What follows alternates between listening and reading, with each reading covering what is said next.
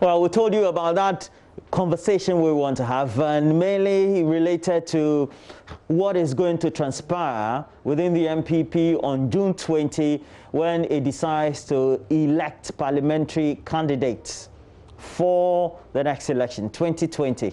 And it is specifically for constituencies that they currently do have MPs. That's where they didn't conduct it the first time.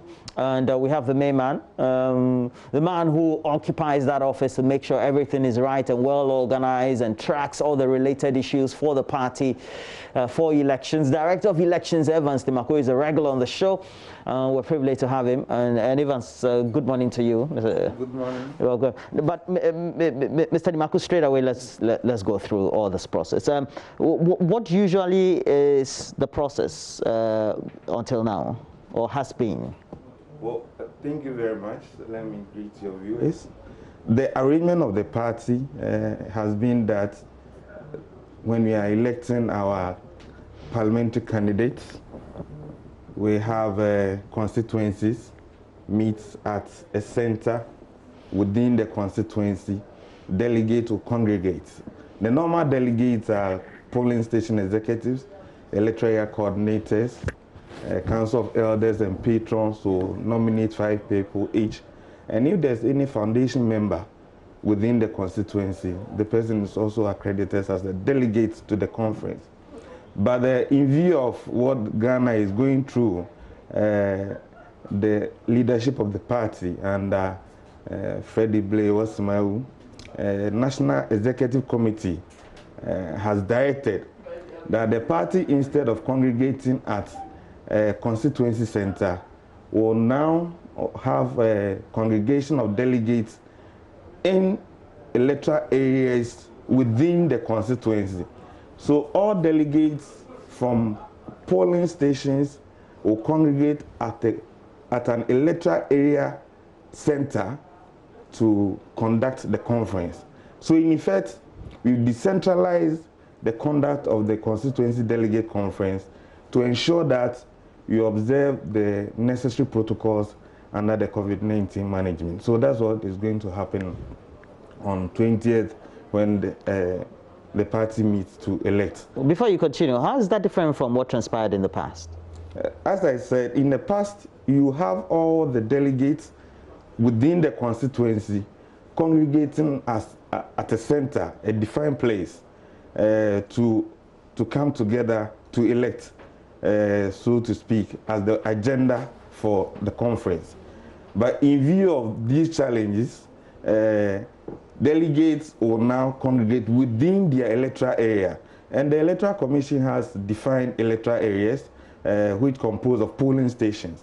So there are some electoral areas that has about 5 polling stations, 10 polling stations, and so forth. So in order that we don't have delegates exceeding the number handed under the COVID-19 management protocols arrangement, we are expecting that our party people, in collaboration with the Electoral Commission, will ensure that the conduct of the conference go alongside the respect of the protocols. And again, just to go through again, we're talking about how many constituencies and ultimately how many delegates?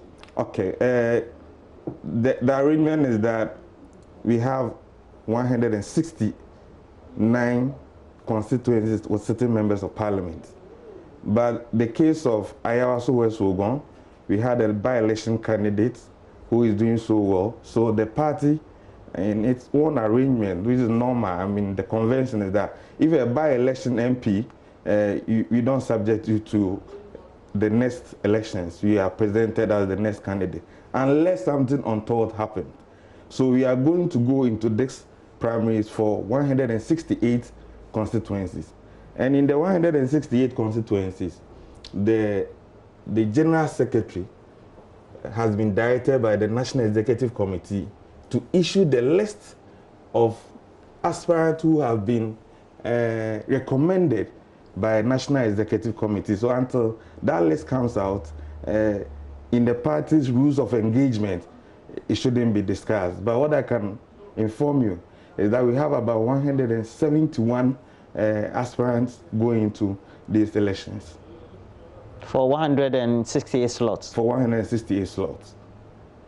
There are also some constituencies that some of the aspirants are going as unopposed. So by Monday, the list will be out for your attention. Okay. The situation of Ayawaso West Wuogon, aren't you possibly closing doors for some other aspiring individuals? The decision of the National Executive Committee when it comes to parliamentary rules of engagement is final.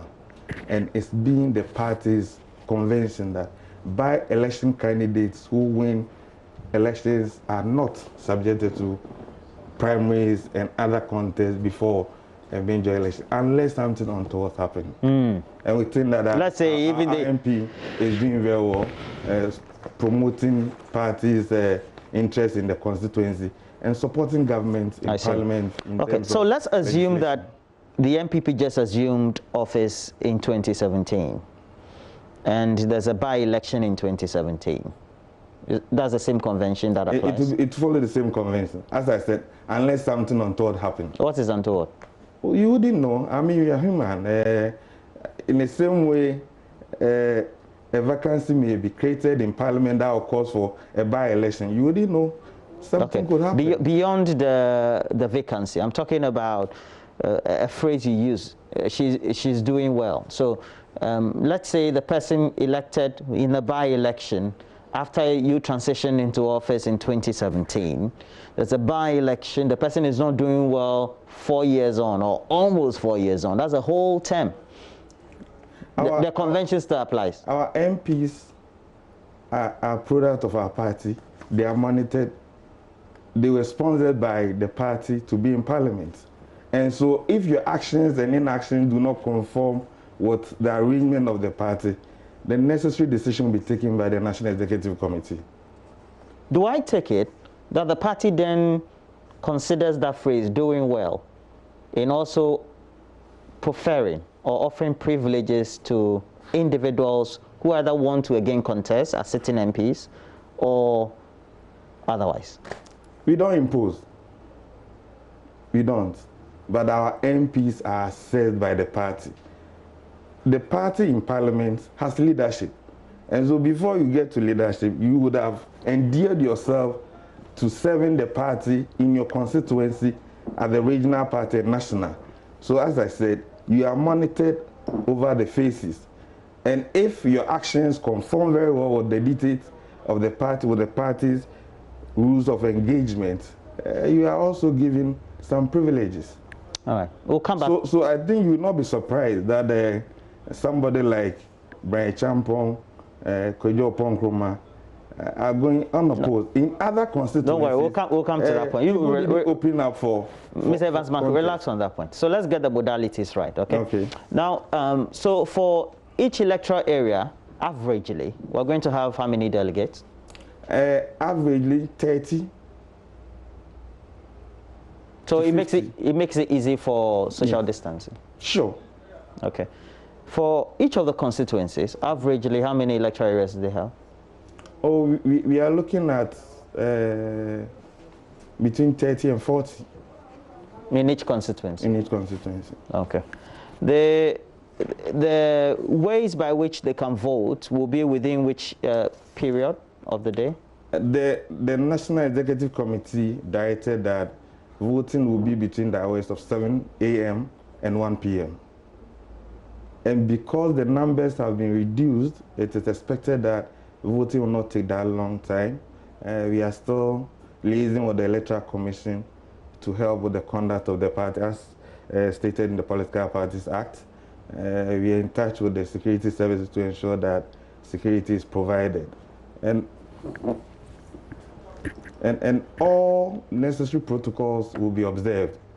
In fact, the party is aware of the challenges and therefore will not do anything that will put the lives of our delegates in difficulty.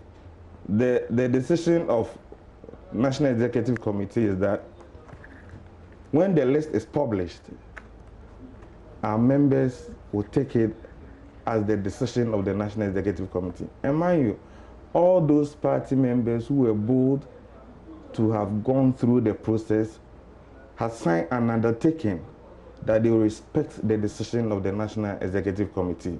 So it is expected as such.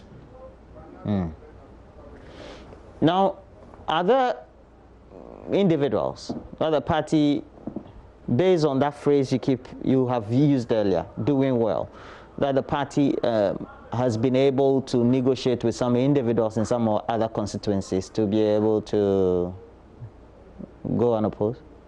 Well, I think so. The party opened nomination and made available forms to all constituencies through the Constituency Parliamentary Elections Committee.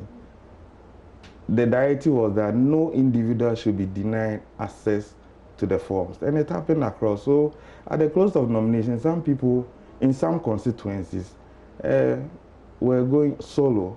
They were the only people who procure forms. Then vetting came, and then appeals committee came, and the National Executive Committee has considered the report of both vetting and appeals committee, and it is based on that that the General Secretary, Mr. John Boydo, has been directed to issue out the list by Monday. And all these have satisfied the Article 12 of your Constitution. Sure. Article 12 of your Constitution. Sure. There are names you started, Mr. Brian Champon, famously known, and then also a number of individuals that everybody knows are well-meaning individuals, representatives of the party, MPs who seem to be doing well publicly. And the others also who are still not going unopposed, even though, well, also publicly seem to be doing well. Well, I mean, that tells you the dynamics. The constituencies are not the same. The dynamics that play out in constituencies are never the same across the country. So, yes, it's politics, and people have also developed the ambition and want to be political. So they want to put in their bid. And as a party, we encourage contestation. That's the foundation of our party. So we open up, and the final delegates decision will be made on 20th by the party body in the constituency. So we don't impose. If yes, in so saying that you are doing well in the eyes of the public, in the eyes of the party, and nomination has been opened and people will still come out for nomination forms, they go through the rigors of vetting, and the necessary decisions are taken. But we have key individuals like New Job South Member of Parliament, Asibe, Asibe, who are being contested. We have other individuals like Bantama Member of Parliament, who are also being contested. Daniel Chimabwaje. That's why I said that the dynamics playing out in the constituencies are not the same. They are not the same. So then if you are not careful, you'll be getting to the point of imposition. That's what the party avoids. Yes, you are doing well in Parliament, you are serving your constituents, providing development projects in your constituency. You could be doing all those things. If there are other party members in your constituency who feel that they must also be on the ticket of the party to go to Parliament, the party will not stop that. But what the party will do is make sure that you satisfy the party's constitution, you satisfy Ghana's constitution, and then the decision will be made by the delegates in your constituency.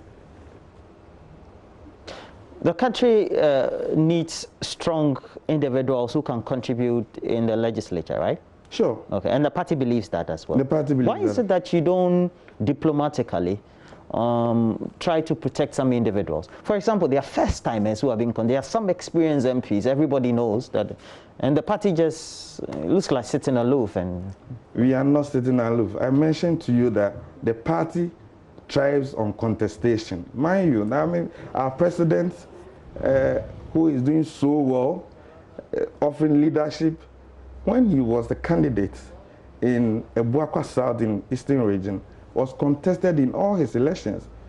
And even when he wanted to be the flag bearer of the party, starting from 2007, has been contested by other equally well-meaning party members. So contestation is part of our arrangement. We don't as much as possible, imposed candidates on our constituency. Mind you, you only become a candidate who would need the support of the party membership. And therefore, if you are imposed against their will, then it means that the party is going to suffer electoral damages, and that's what we avoid. In February, just this year, supporters of your party in the Swami constituency threatened a series of actions to compel the party to rescind the decision to allow the majority leader, Osei Mensah Bonsu, to go uncontested. That was in February. What did you guys do behind? You said in February. I'm reading news reports. Yes, so it happened in February. Some party members were of the opinion that Mr. Osei Mensah should not be imposed on the constituency. So the party opened nomination. Forms were sold. At the close of nomination, he was the only one who procured forms. And going by the CI 94, if you look at Regulation 12, if you are the sole candidate who submit your forms at the close of nomination, you stand elected. So those things, the internal constituency dynamics that play out. So yes, but the National Executive Committee at no point responded to any of these issues that whether you like it or not, we are imposing on you, Mr. Chairman Sabonso. I see. I'll read you another news report. Okay. And this one is on 25th February. And nominations will be opened, and we expect Mr. Chairman Sabonso and his supporters to allow contestation. It was not allowed. Now, nominations have been opened, and in April, there's another story I'm reading on. Party offices are closed. The party office is closed for a number of days. There's an individual who says that his supporters go to pick party forms, and nobody is at the party office.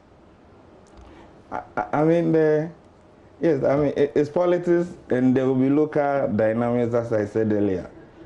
When we opened the nomination, and you heard our General Secretary, the rules of engagement that was released was that prospective aspirants could procure forms either at the constituency secretariat or regional secretariat or national secretariat. So you close the offices?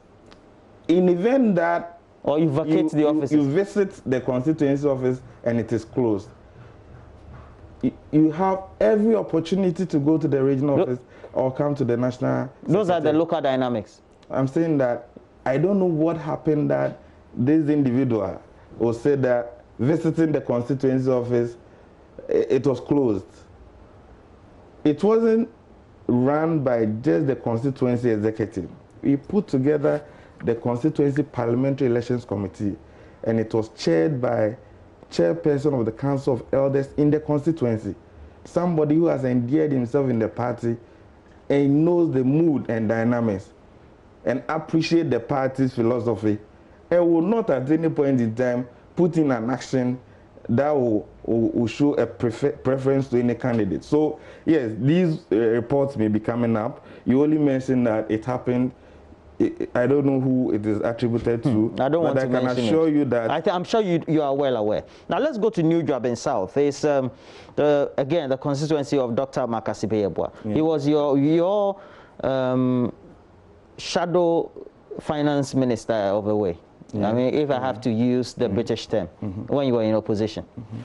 And then there's a health walk that is organized by somebody who is now his main opponent in this contest. And the health walk, I can see General Secretary of your party. I can see a number of individuals who are in top leadership of your party who participate in the health walk. I also see even the Black Star coach is not a member of your party ultimately. Okay, so I can conclude, as somebody who is asking question this morning, that there seemed to be a general gravitation towards some individuals to contest some other members of your party who are long-standing and performing well in the MPC position. But I don't know whether you are aware of the person who organized the health walk. I'm not aware that the General Secretary... I'm saying that the person that I see, I don't want to mention him, is now... our General Secretary is one. I mean, Mr. John Bode is our General Secretary. So whether you use the title to mention the name... No. I'm not talking about the one who organized it. We all know who organized it. The health walk. He's organizing a health walk. The General Secretary of the party is there. Top leaders... And when was this?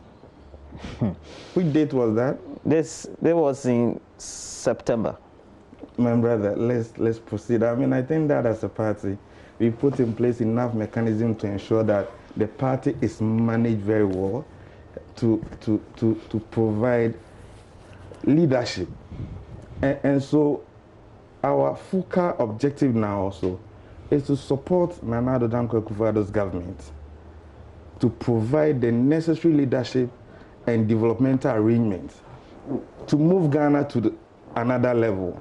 I mean, we cannot be using these kind of reportage to bring any challenge in terms of managing. So you're saying even if some people fall on the wayside, you look at the general picture. It has never come before the leadership of the party that the health walk was organized and our general secretary. That is not a party event, so it's not. It's an individual thing. All right.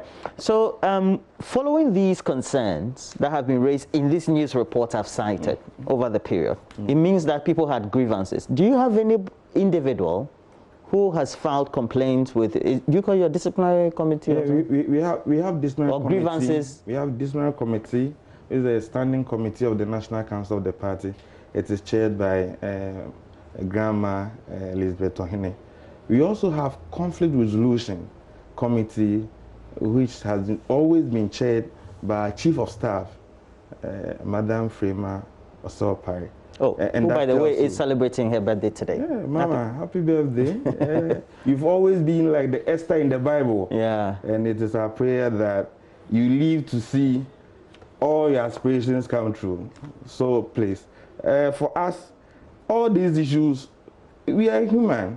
And so yes, disagreement will come when official reports are communicated through the General Secretary. Appropriate actions are Have taken. you had any official reports of grievances?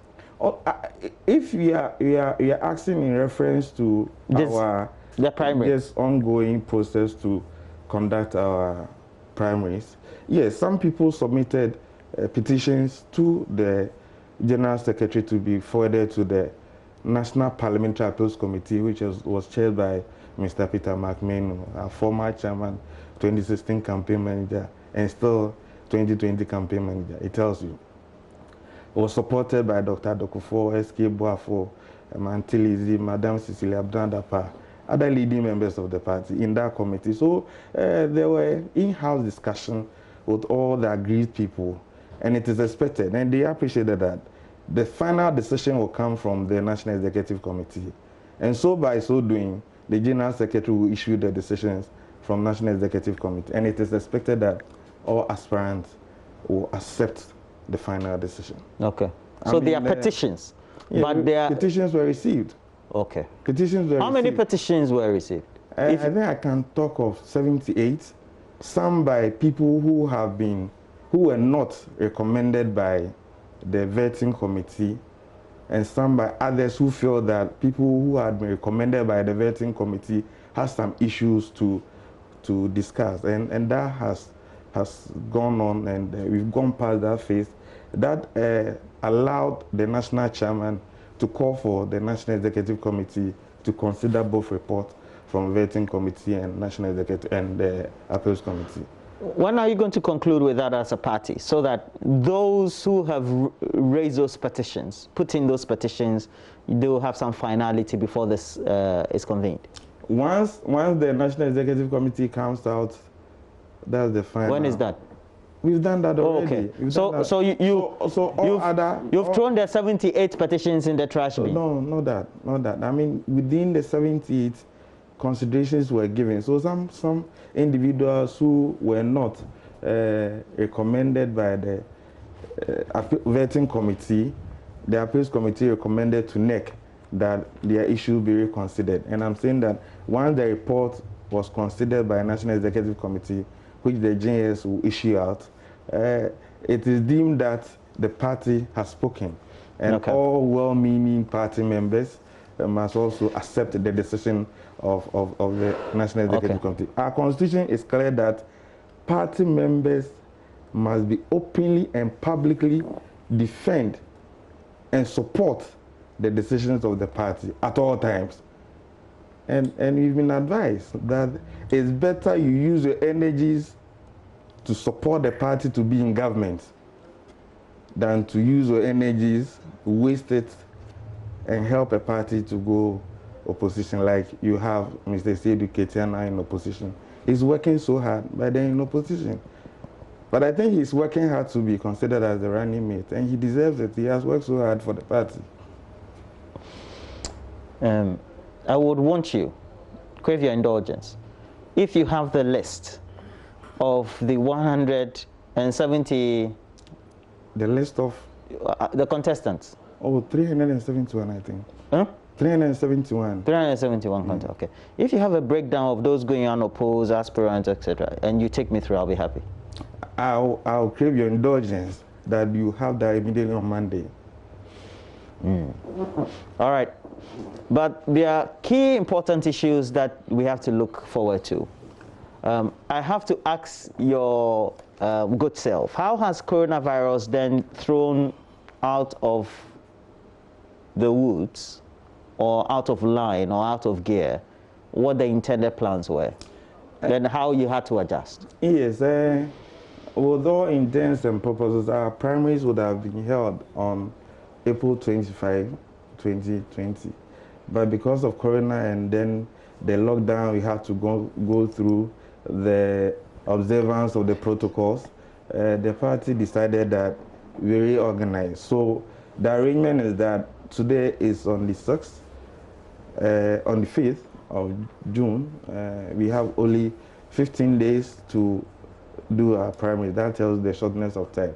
Mind you, at the close of nomination for the presidential primaries, we had His Excellency Nana Addo Dankwa Akufo-Addo as the sole candidate. The National Council of the party, which is the second highest decision-making body, has endorsed him as a flag bearer. And it will interest you to know that the very day he submitted his forms, he informed the party leadership that when he's endorsed by the party, he will go into the 2020 elections with his Vice President, His Excellency Mahmoud Bawumia.